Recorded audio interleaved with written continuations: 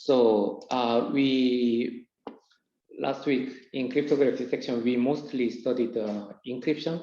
So encryption basically hides your message while sending it to another party. But the encryption is not very enough in practice. So in cryptography, there are some other primitives to achieve some other security notions. So first example is what's called a message authentication code. So we use this message authentication code, or shortly MAC, to ensure that a message hasn't been tampered with some other message or altered. So meaning that there are Alice and Bob. Alice is sending a message to Bob, but suppose that there's a attacker between them. So attacker just somehow attacked this communication line between them. So just capture the message from Alice and send a different message to Bob. So if we use just only encryption, then Bob may not be able to notice that the message has been tampered by some other external attacker. So that's where the message authentication code is used. So basically, if you use this MAC, then you just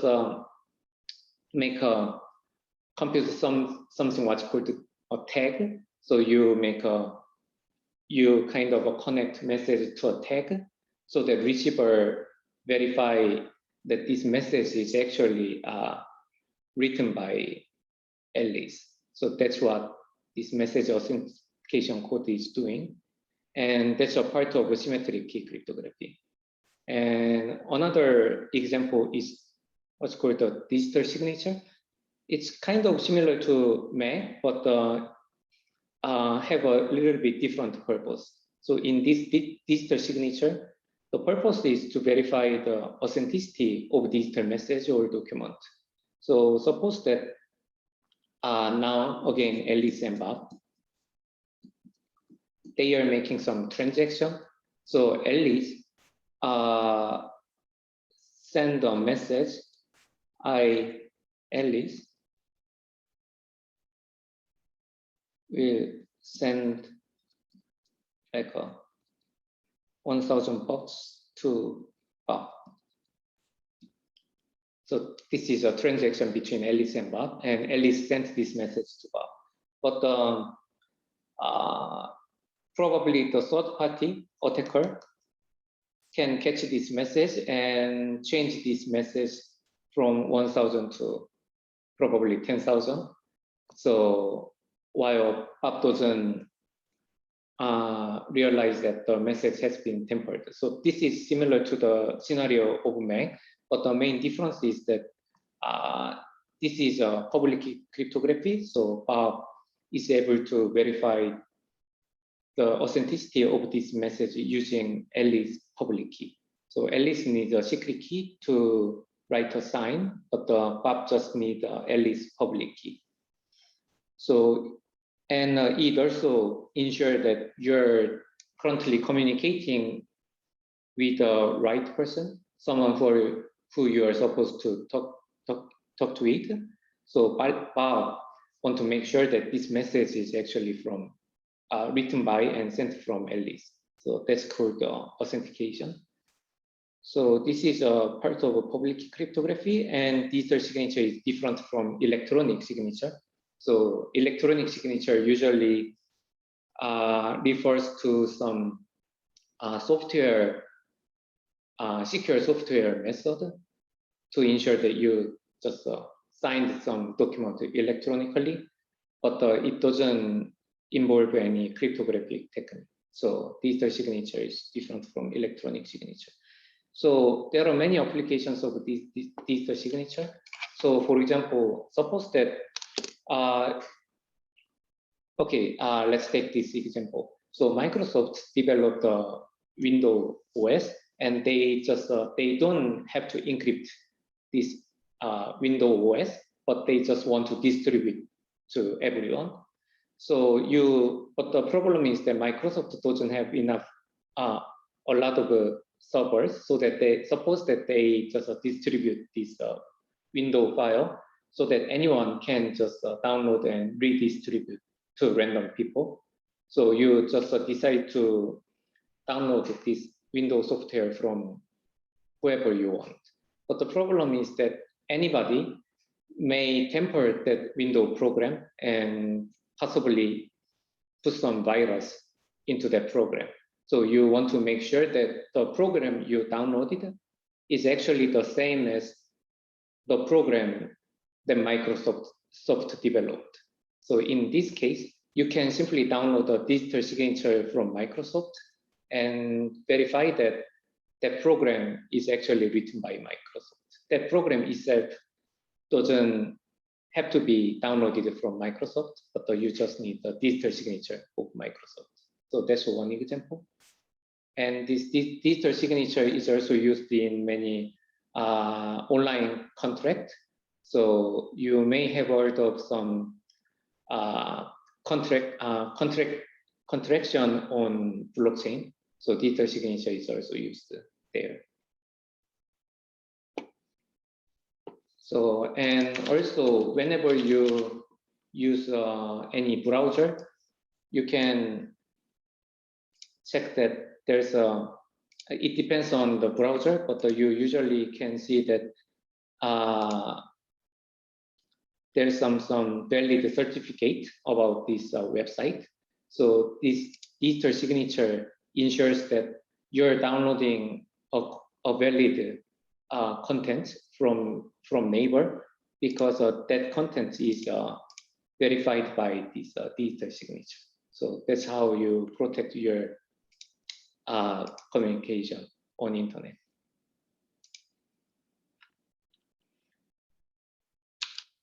But this is all these primitives, encryption, MAC, and digital signature, were called part of a modern cryptography. But nowadays, the situation has been much more complicated. So we require some advanced functionality. So here's just a simple example. So I want to introduce. So suppose that this guy and girl had a date. So they had a good time, but they wonder if others, if girl or a boy fancy her or him. So basically you want to ask her for the second date, but you're a little bit worried of revealing your intention, because if you ask for the second date, but if she decline it, then you may be very embarrassed. So you want to avoid such a situation. So what they want to do is to do like a trusted computation. So suppose that there's some machine here, small box. So you can just enter your input. So for example, this Alice may say, I fancy him, I fancy Bob or not. So depending on her experience, and Bob does the same. And if both fancy each other, then this box returns yes, otherwise no. If at least one submits no answer. So that's the scenario. Do you understand the scenario here? So of course you can you can tell your result to your friends, and friends collect two opinions from Alice and Bob and tell them the result. But in that case, you need a trusted third party. So if you don't have such a trusted friends, then it's very hard to make this computation. So one of the two should be like kind of brave and tell his or her interest to the other first. But here's another tree we can make. This is called the 5-card tree. So what you can do is to prepare 5 cards, and three of them looks like this,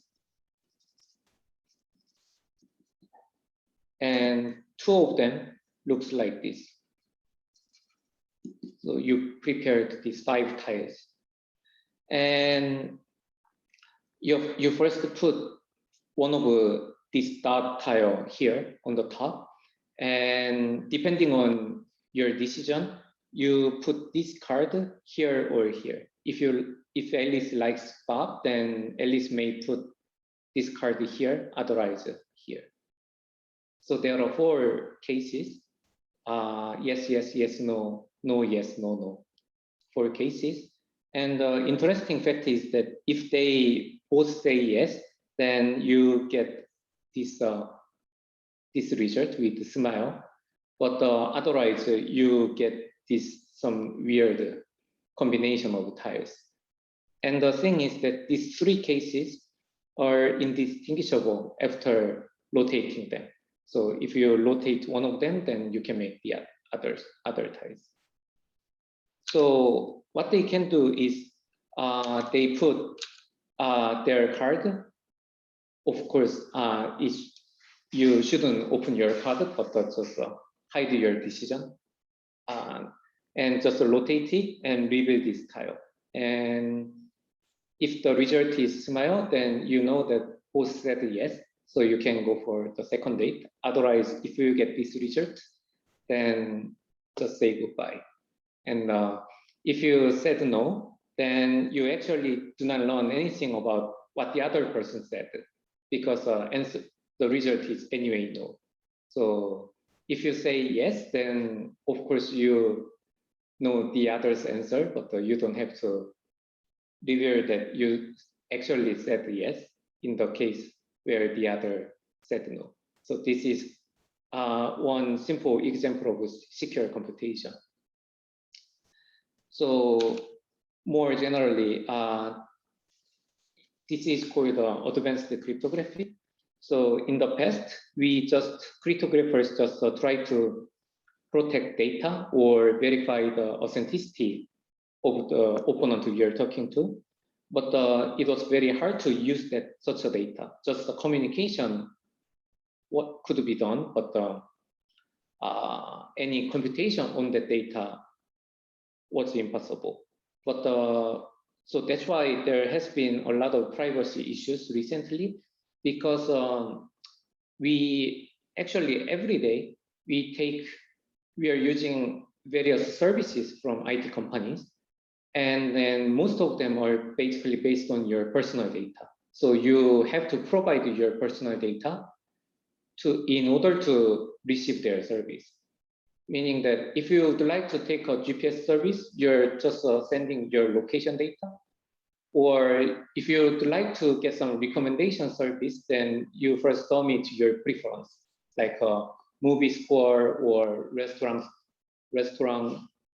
or whatever you want to use, so that you can get some service based on your personal data, but it may induce some privacy issues. So that's why you may have heard of some leakage of sensitive data from some companies.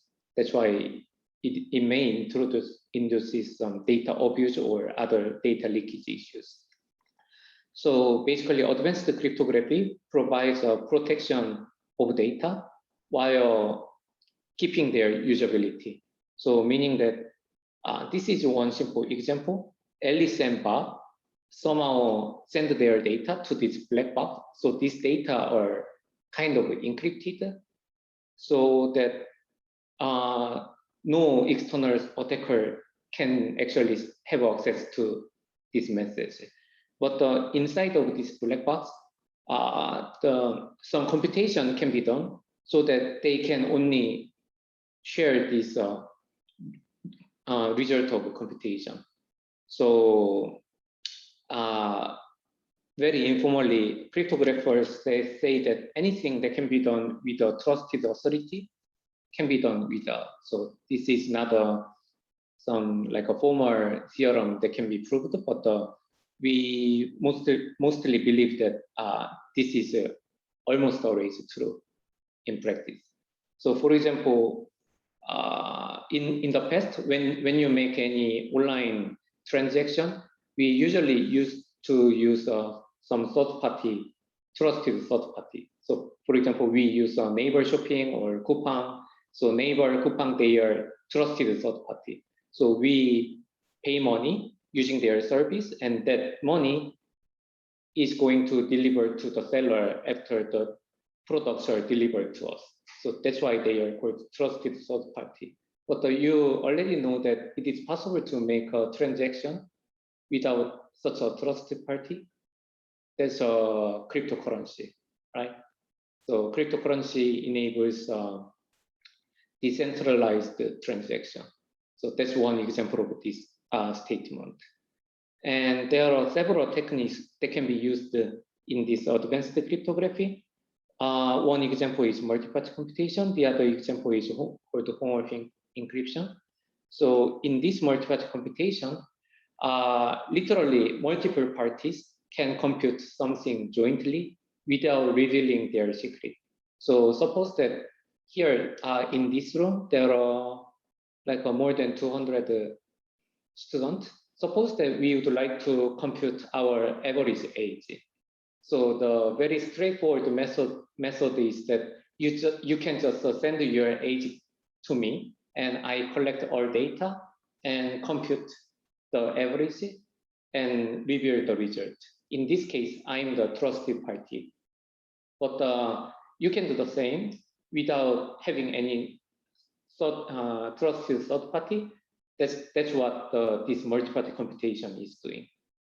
And another example is homomorphic encryption. In homomorphic encryption, you remember that in the RSA case, ciphertext was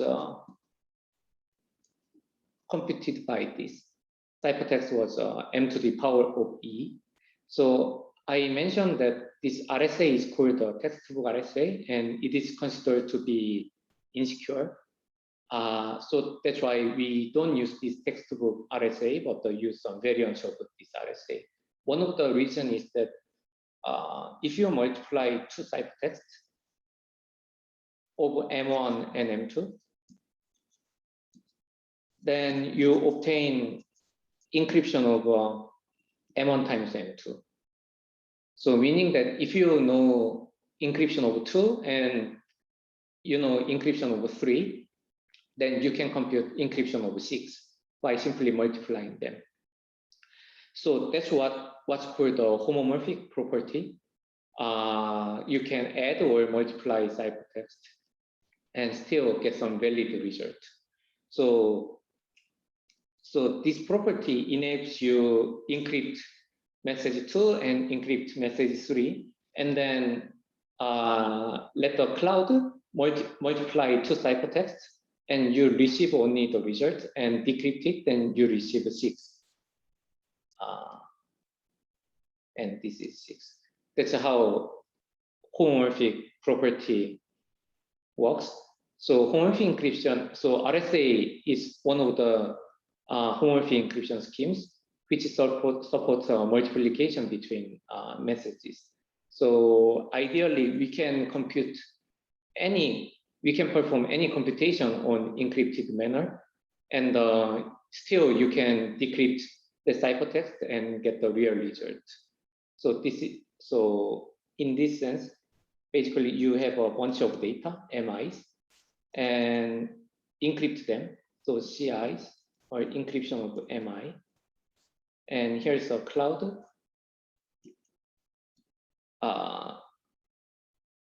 This cloud has all these CI ciphertext. Of course, cloud is not able to see the messages because the messages are encrypted. But previously, when you want to do some computation using your messages, you had to first download the ciphertext, all the ciphertext, and decrypt them all and perform some computation. But now, what you can do is to let the cloud perform some computation on the ciphertext so that you get some ciphertext. So, but still, it looks totally random to the cloud. it looks like just a random ciphertext. But if you receive this ciphertext and decrypt it, then you obtain the correct computation result of the same function of Fi.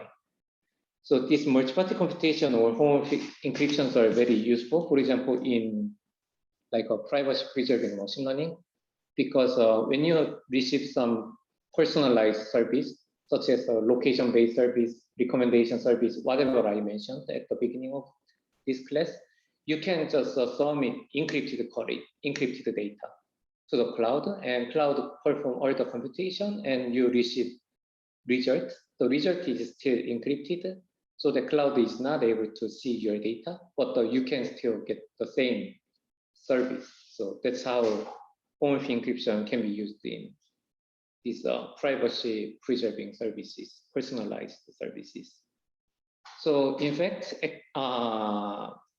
personally, homomorphic encryption is one of my main research topic. So that's why I wanted to introduce this. And if you want to study more, then you can probably later take a cryptography course. And if you install like a SNU app, then there's some COVID tracking application there that's based on this homomorphic encryption. So that scheme, the cryptographic scheme used in that application is one that I developed during PhD, but currently my advisor is running a startup, and they developed that application using this homomorphic encryption scheme that I developed. So like until a few years ago, these techniques were considered to be very impractical. So some cryptographers claim that these techniques are not going to be used in 10 years, but apparently that claim was wrong, because these techniques are already used widely in practice. So so I just want you to introduce stuff. And today we have only 8 slides, so let's do it quickly and finish it. So in this section 5, we study mathematical induction and recursion. So let's start with an example. So you probably know this formula. The summation of integers from 1 to n is equal to n times n plus 1 divided by 2. So there are a lot of different ways to prove this equation, but here I'm gonna use what's called mathematical induction, which is called 귀납법 in Korean. So let's use a predicate. So we denote by P of n the proposition that the sum of integers from 1 to n is equal to this value. So that's the claim, P of n. And we can easily check that P of 1 is true, because 1 is equal to 1. So you can easily check that this proposition is true for n equals 1. And in the next step, what you're going to prove is, if P of k is true, then we'll show that P of k plus 1 is true as well. So that's our claim. And so what is P of k plus 1? So P of k plus 1 is the proposition that the sum of 1 to k plus 1 equals this. This is P of k plus 1, right? So we want to prove this claim, and we assume that P of k is true. So what is P of k? P of k is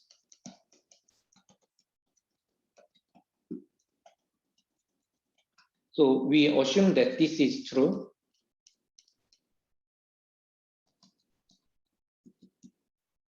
and we want to prove it.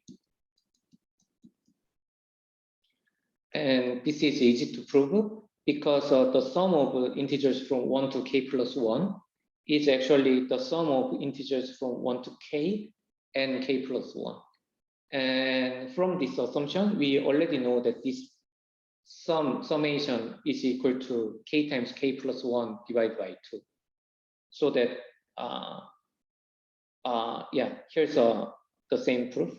So we know that sum of integers from 1 to k is sum of integers from 1 to k and the last integer k plus 1. And from the assumption that p of k is true, we know that this second term is equal to this k times k plus 1 divided by 2. That was p of k. And we add this last integer k plus 1 to obtain this result. And that's exactly p of k plus 1. So we proved that k plus 1 is true. So this is called mathematical induction. More formally, we prove that p of 1 is true for some proposition p. And we also prove that if p of k is true, then p of k plus 1 is true as well. Then the conclusion is that p of n is true for every integer, every positive integer. So that's the conclusion. So this is like a domino. So suppose that we have infinitely many dominoes. They are labeled by all positive integers, 1, 2, 3, and so on and so forth. So we first hit the first domino, and suppose that the first domino has been locked down, and if we also suppose that if k's domino falls down, then k plus 1's domino falls down as well.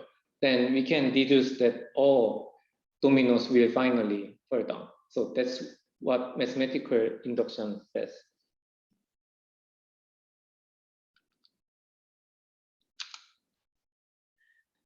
So this is actually, so this is a formal description of induction.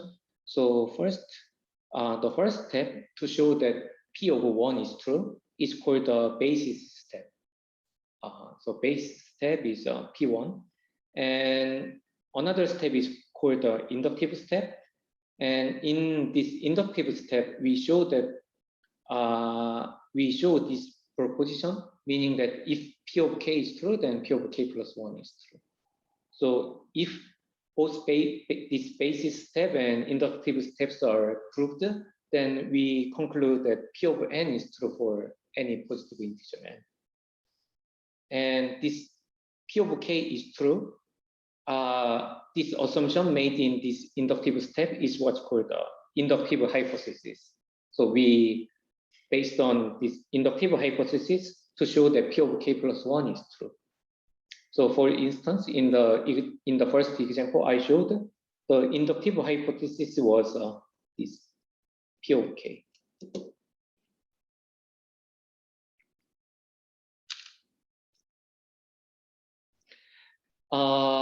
So if I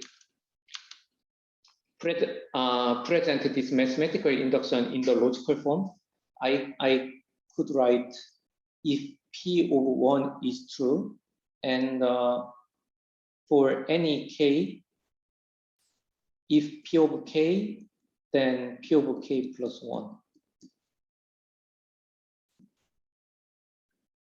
If both are true, then for any n, p of n is true. So this is a logical statement of logical representation of mathematical induction. But the thing is that you're actually not able to prove this proposition. So it is not able to prove that this proposition is a tautology, but instead we just assume that this is true. So that's a mathematical induction. And the reason why we make this assumption, instead of proving that, we are making this assumption because it's actually not able to prove that this proposition is true. The reason is that this is about some set theory, but there are several what's called axioms about the set of natural numbers. So axioms are some properties that we cannot prove. So we just assume that something is true. Such propositions are called axioms. And one of the axioms of this natural number is what's called the well-ordering property. So in this well-ordering property, we say that it claims that if you have any non-empty set of positive integers, then that set has a least element. Least element means a small least element. So if you have any subset of the set of natural numbers, then there exists the least elements in such a subset. So again, it's impossible to show that well-ordering property is true. We just make an assumption. That's why it's called the axiom. And this axiom of a well-ordering property is in fact equivalent to mathematical induction principle. So if you have this well-ordering property, then you can show that this mathematical induction works correctly.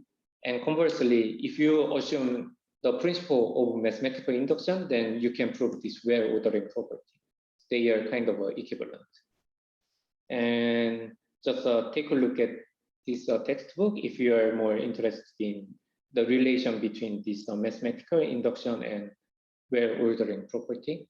But it's good to remember that these natural numbers satisfy this well-ordering property.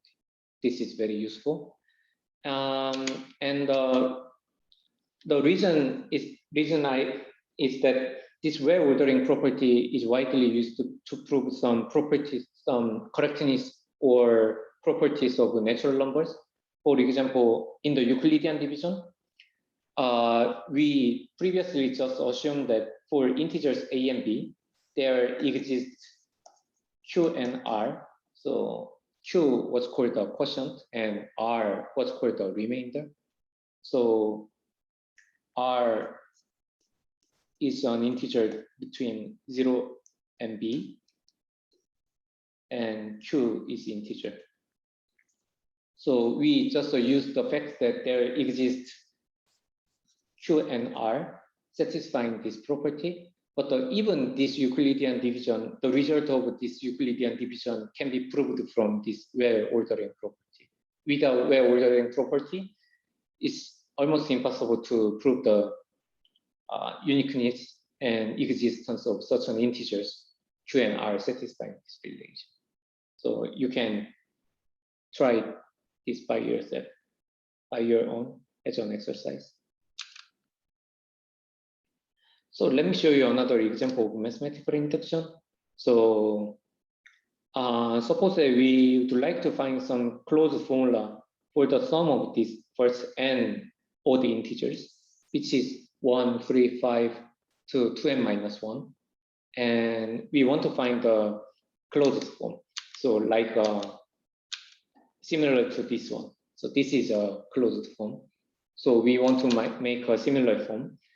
And we just try to compute this value for a few first values. For example, first term is 1, the second term is 4, and the third term is sum of 1, 3, 5, which is 9, and the next term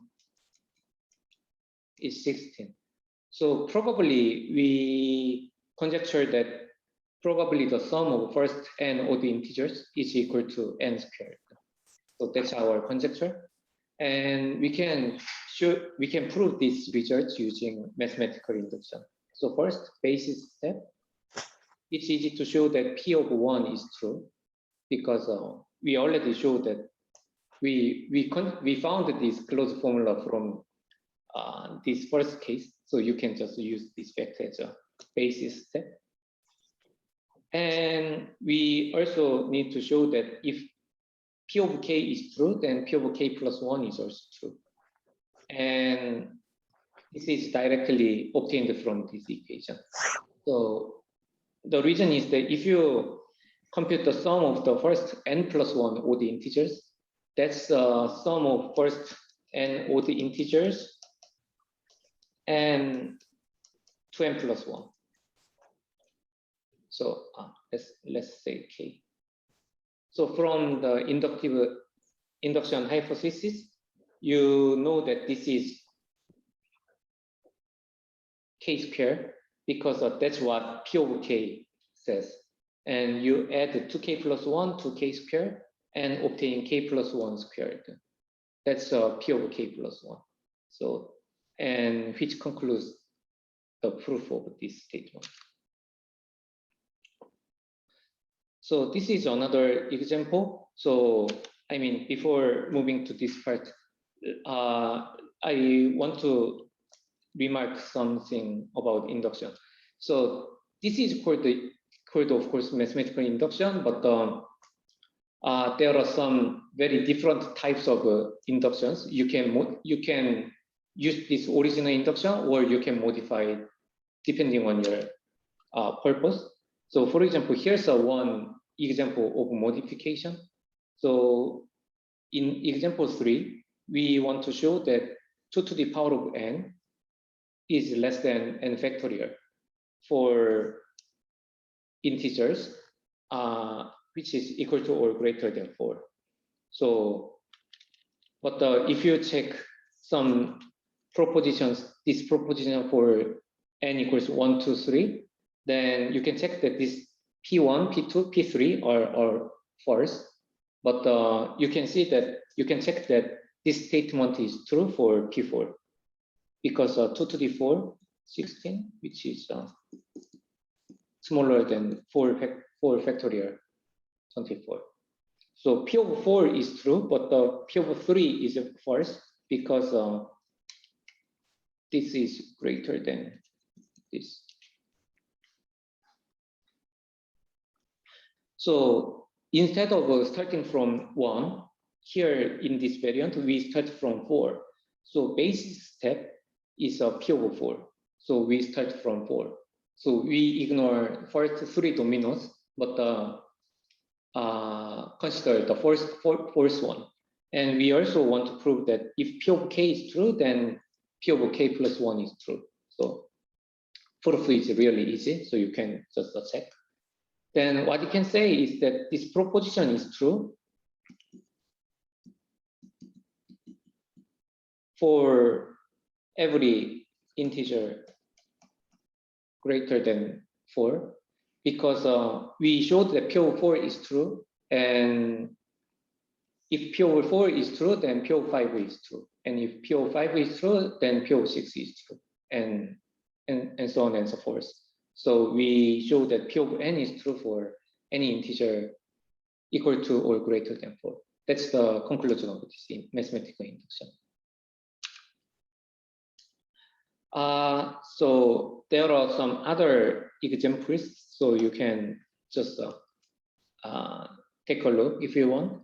And let me explain this for the last example. So in this problem, we suppose that we are given a chessboard of size 2 to the n times 2 to the n. So chessboard with many cells, many grids. There are 2 to the n rows and 2 to the n columns. So there are 2 to the 2n grids in total. So, but the one square is missing here. So there are 2 to the 2n grids in total, but just one of them is missing. So we have this number of squares. So suppose that like anything can be missing, like this could be missing, or like yeah, for example, this could be missing.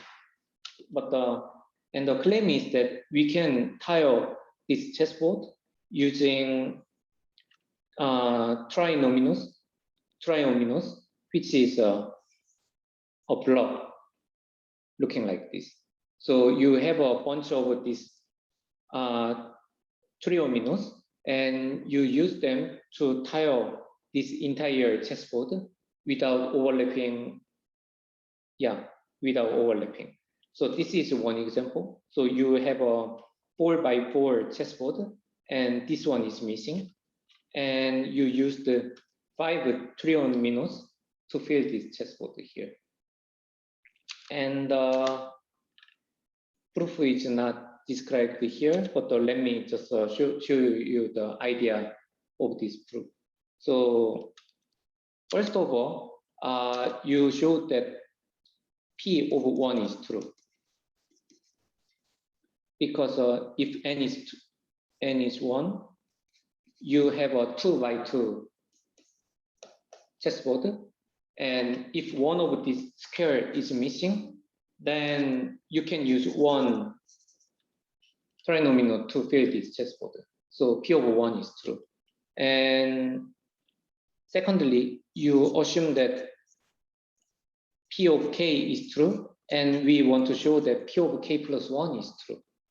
So now we assume that P of k is true, meaning that any chessboard of size 2 to the k by 2 to the k with one tile missing can be filled by these triominoes.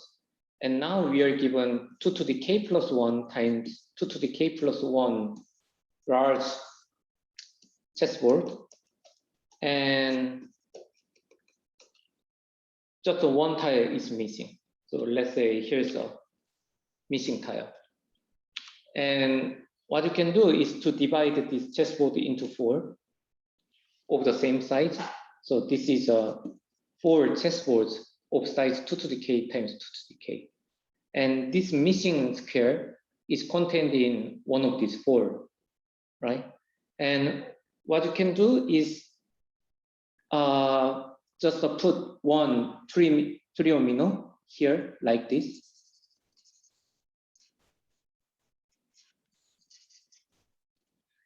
And now divide this chessboard into 4. So now each chessboard, this one, and this one, are all 2 to the k by 2 to the k chessboard with one tile missing. So this one, so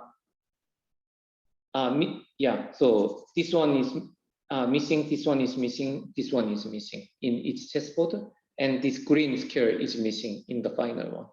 So from the hypothesis, inductive hypothesis, you can use triominoes to tile this one, this one, this one, this one. So you basically use inductive hypothesis 4 times to conclude that you can tile this whole chessboard of size 2 to the k plus 1 by 2 to the k plus 1 with one missing square. Okay. So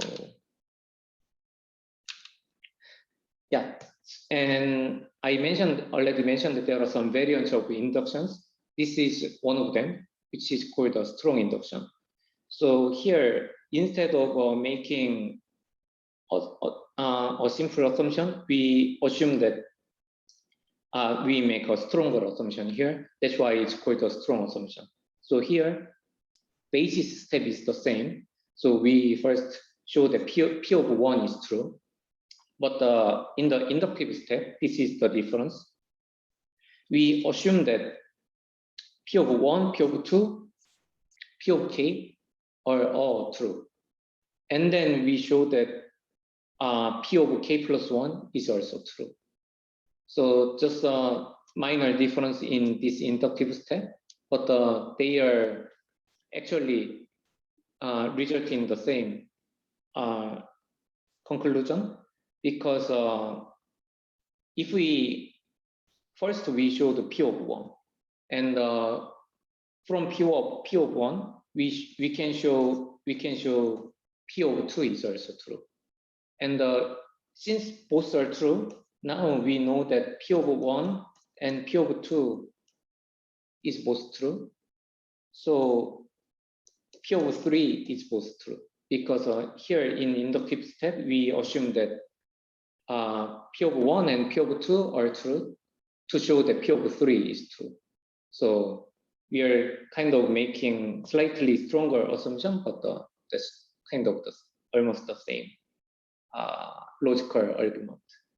So still, you can show that P of n is true for all positive integers n, even if you make this stronger assumption in inductive step. So that's a strong induction. And you can kind of use your own inductions. So for example, let me show you another variant. Suppose that you prove that P of k and P of k plus 1 are true, then P of k plus 2 is true as well. So you showed that this is true. And then what you have to show for basis step, you should show that P1 is true and P2 is true. So this is a basis step. So if you show that P of 1 is true, P of 2 is true, and if P of k and P of k plus 1 are true, then P of k plus 2 is true, then you can repeat the same argument. So since P of 1 and P of 2 are true, then P of 3 is true. Now P of 2 and P of 3 are true, so P of 4 is true. So you can repeat this. So this is also another variant of the induction. So you can come up with a bunch of different induction strategies depending on the problem you want to solve. So lots of freedom. Okay, so